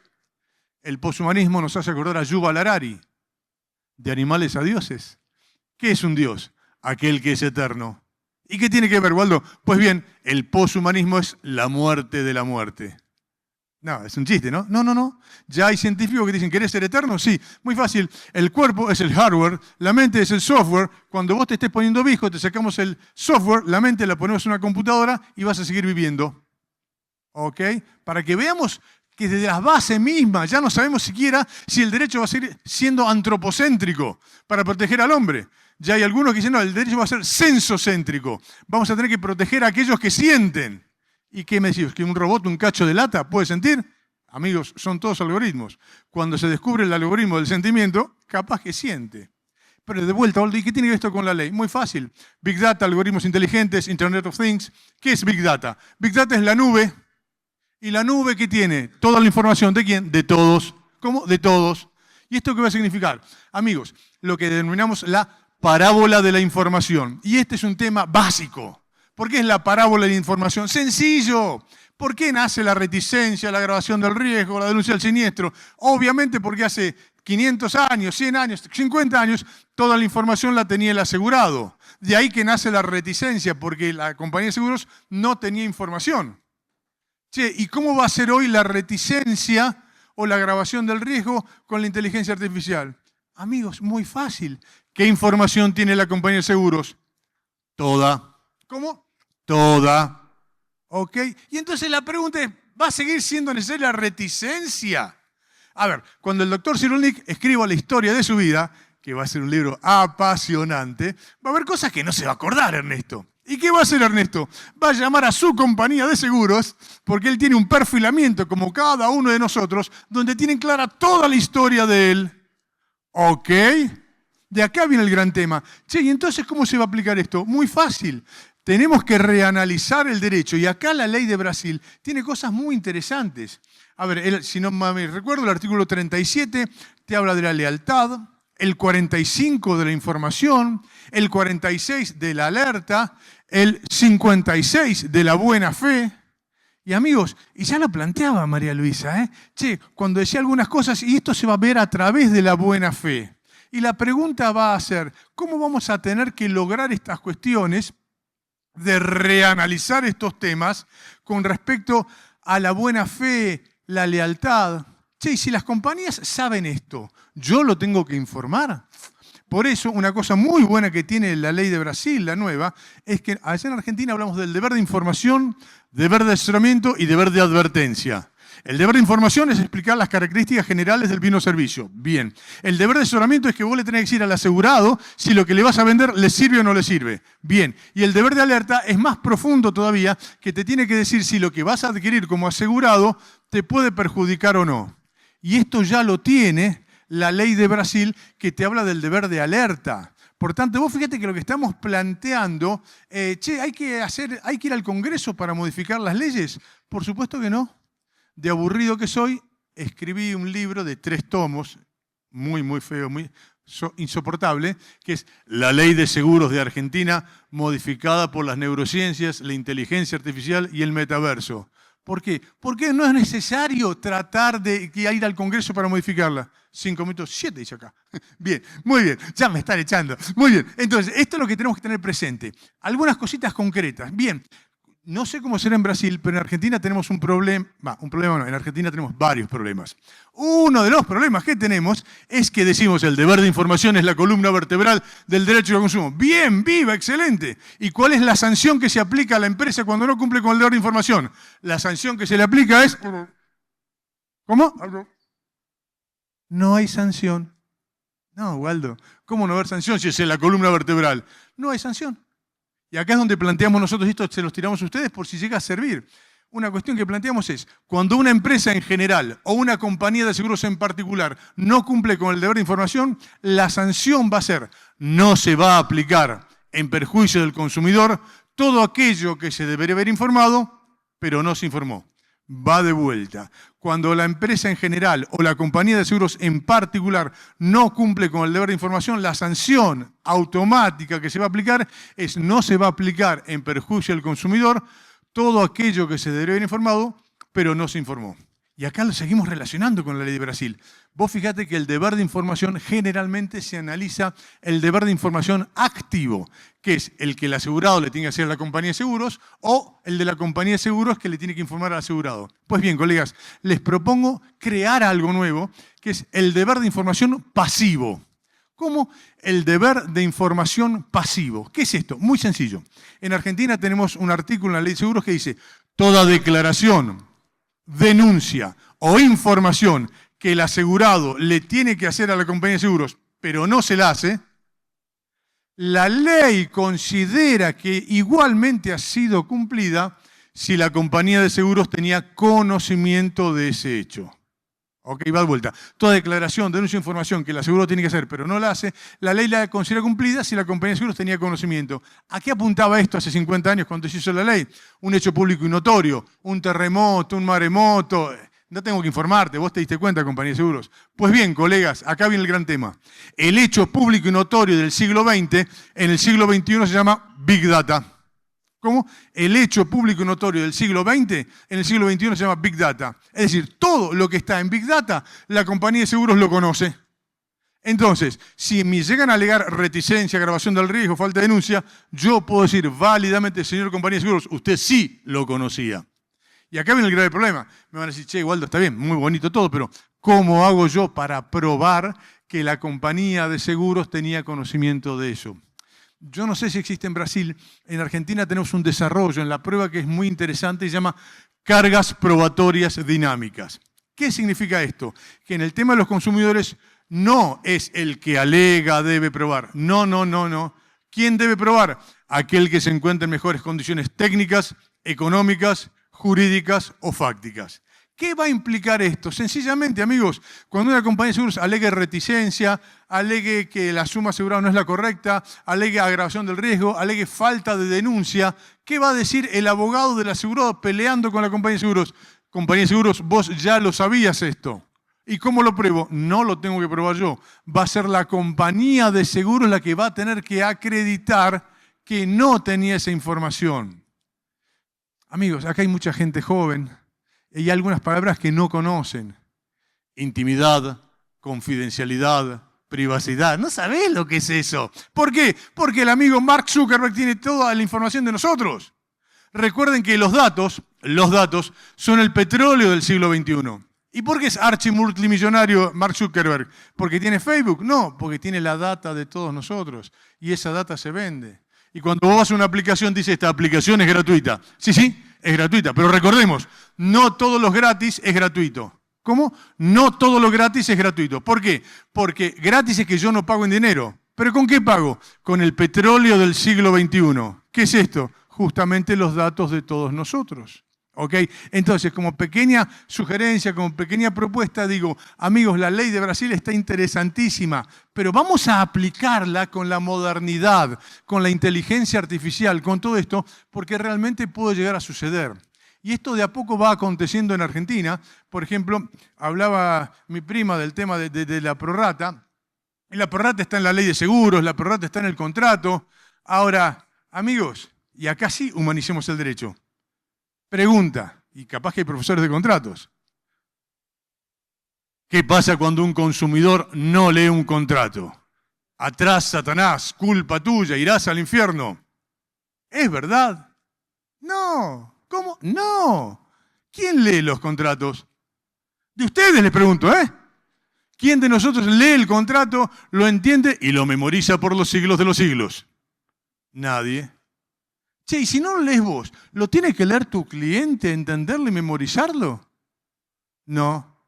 Richard Posner, el padre del análisis económico del derecho, hace poco dio una conferencia. Y cuando termina le hace una pregunta. Dígame, señor Posner, usted que es el padre del análisis económico del derecho, ¿usted lee los contratos? ¿Y qué dice Richard Posner? No. ¿Por qué? Y porque no los entiendo, no los puedo modificar. Entonces la pregunta es, che, si el asegurado de Brasil no lee los contratos, ¿podemos decir que hay culpa? ¿Qué es la culpa? La omisión de las diligencias necesarias teniendo en cuenta las circunstancias de persona, tiempo y lugar. Si nadie en el mundo lee los contratos, ¿podemos decir que hay culpa de un asegurado por no hacer lo que nadie hace? Ni siquiera el juez que te va a juzgar. ¿Ok? Porque yo doy conferencias por Zoom para jueces y cuando planteo esto me dicen, no, ¿qué estás diciendo? ¿Estás loco? Le digo, bueno, ok muchachos, a ver, ¿son todos jueces? Sí, decime, en el chat póngame las 5 características principales del contrato de Zoom que ustedes suscribieron para escuchar esta charla. ¿Y cuál es la respuesta? Ni idea. ¿Por qué? Porque somos humanos, demasiado humanos. Y acá viene el gran tema, amigos. ¿Cómo vamos a exigirle al asegurado de Brasil que haga lo que no hace nadie en el mundo?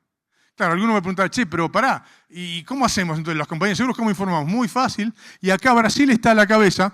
Acá tienen un doctrinario que es una maravilla, un abogado joven, Anthony de Noaes, que ya Anthony está hablando mucho del legal design, de cómo se debe informar a los asegurados. Las pólizas de Brasil son un poco mejor que las de Argentina. Las de Argentina son letra negra, chiquita, pequeña y que nadie entiende nada.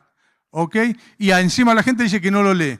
¿Qué es el legal design? Es el diseño de los documentos. Es informar de una manera que sea agradable, accesible. A ver, estos libros aburridos que nosotros escribimos, el otro día está por salir ya el libro y me llaman de la editorial y me dice, Waldo, te falta el video. No, ¿cómo video si me es un libro aburrido de seguros? No, te falta el video. ¿Qué video? Bueno, la editorial La Ley en Argentina, antes de cada capítulo, te pone un código QR. Entonces vos pones el celular y te aparece el autor, yo, contándote de qué va el capítulo que vas a leer. Pregunta, colegas, ¿cuántas pólizas de seguros tiene el código QR? ¿Y qué? ¿No se les ocurrió? ¿O es lo que decía mi titular de cátedra, Carlos Gersi, el incumplimiento eficiente? ¿Cómo? Incumplimiento eficiente. No cumplís y encima ganás plata. Amigos, todos sabemos desde siempre que las compañías de seguros no cumplen con el deber de información porque esos pedazos de papel que se llaman pólizas son incomprensibles para la gente común. ¿Cómo debería ser una póliza? Y con esto vamos cerrando. Tendría que tener una alerta asegurado, un warning box. Es decir, de las 300 exclusiones de cobertura que hay, te tienen que poner solamente las que más se aplican. La ley de Pareto. ¿Está? Y cierro con un problema que tenemos en Argentina y creo que también puede pasar en Brasil. En Argentina, hasta hace poco, las pólizas de seguros tenían que estar previamente aprobadas por la Superintendencia de Seguros de la Nación. Me dijeron que en Brasil ya no sucedería eso, en México tampoco. Claro. Y amigos, y ahora juntemos todo la realidad. Nunca es triste la verdad, lo que no tiene remedio. Estaba escribiendo uno de estos libros raros y digo, che, vamos a ver cómo utilizamos el GPT-4 para una póliza de seguros. Entonces le digo, che, GPT, hacé de cuenta que yo soy abogado de compañía de seguros. Muy bien. Y hago un seguro de robo de una notebook. Muy bien. Dame exclusiones de cobertura. Ok. ¿Cuántas querés, Waldo? Me dice. Empecé con 50. Track, 50. ¿Qué onda? Buena onda. Dame 60 más. Track, 60 más. Bueno, si tenés creatividad, dame 100 más. Llegamos a 200 exclusiones de cobertura. Y acá viene el grave problema, amigos, por lo menos en Argentina. En Argentina, la compañía de seguros presenta el texto de la póliza al organismo de descontrol y tiene automática aprobación para ser vendida a la gente. Si una compañía de seguros hace esto y pone millones de exclusiones de cobertura, no sirve de nada luego tener que ir a tribunales. Recordemos que el daño, hoy, la única manera de reparar el daño es la prevención del daño, que el daño no ocurra. Para cerrar y no robar tiempo, amigos, estamos en un momento espectacular en la vida del derecho. Tenemos que animarnos a ver todo de manera distinta. En Argentina ya tenemos el sistema Prometea, que es un sistema de inteligencia artificial para el dictado de resoluciones judiciales a través de algoritmos inteligentes. ¿Ok? Eso va a llegar sin ninguna duda. Y para los abogados jóvenes, a vos no te va a reemplazar la inteligencia artificial. No. Te va a reemplazar un abogado que conozca de inteligencia artificial. Tanta gente joven, ¿cuánto tiempo vas a ejercer la profesión? ¿Medio siglo más? ¿Qué te crees que va a ser la inteligencia artificial dentro de 6 meses? Es exponencial el avance que tiene. ¿Se comprende? Por tanto, amigos, estamos en un momento espectacular, con una ley nueva, gracias Ernesto. Lo que tenemos que hacer es tratar de analizarla. ¿Para qué? Porque se puede modificar todo salvo los principios, porque el cambio es lo único permanente, pero lo único que no se cambia son los principios. Justicia, equidad y la dignidad de las personas. Y para eso estamos, amigos, acá en este congreso. Muchas gracias.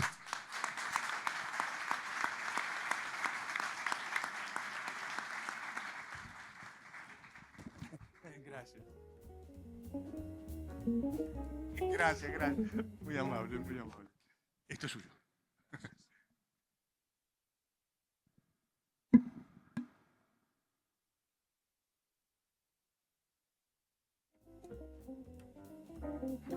Eu preciso assumir a tribuna, porque eu também tenho uma homenagem muito específica ao Ernesto. Mal sabia ele, né, que dentro da comando que ele fez com essa novo marco legal de seguro, nós antecipadamente já estávamos julgando com base no anteprojeto. Mas, antes de mais nada, também precisava fazer uma saudação ao professor Valdo Sobrino.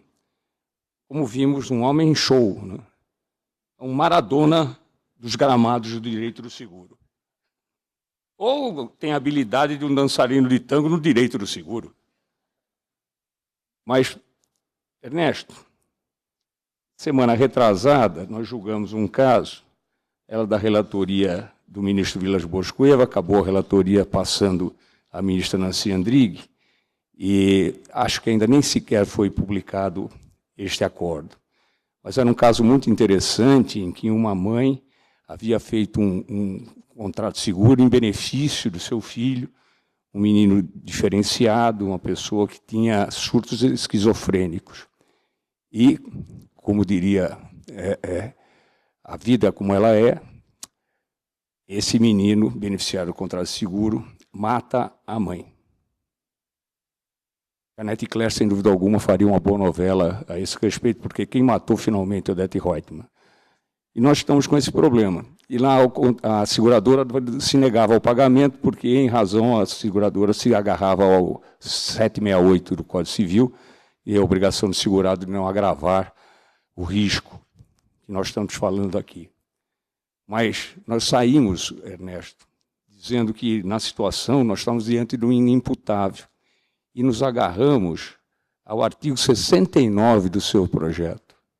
A lacuna legislativa acerca da possível atividade ilícita do beneficiário no momento do sinistro foi preenchida apenas recentemente por meio do artigo 69 da Lei 15.040, na sua vacácio até o dia 10 de dezembro. Então, Ernesto, só uma pessoa iluminada já podia prever um acontecimento como esse, e você também está, mais uma vez, de parabéns, não só pelo comando, mas pelo comando efetivo e um comando de luzes na sua mente para pensar uma coisa como essa. Eu me sinto extremamente gratificado de ter participado deste painel maravilhoso, e agora peço socorro da organização para saber o que é que eu faço daqui para frente.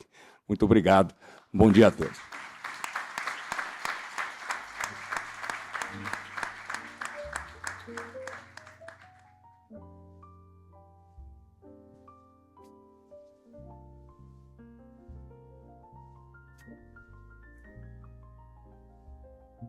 Bom, enfim, em nome da organização, só agradecer o brilhantismo e a gentileza do painel. Então, como um gesto de agradecimento, um pequeno presente para todos.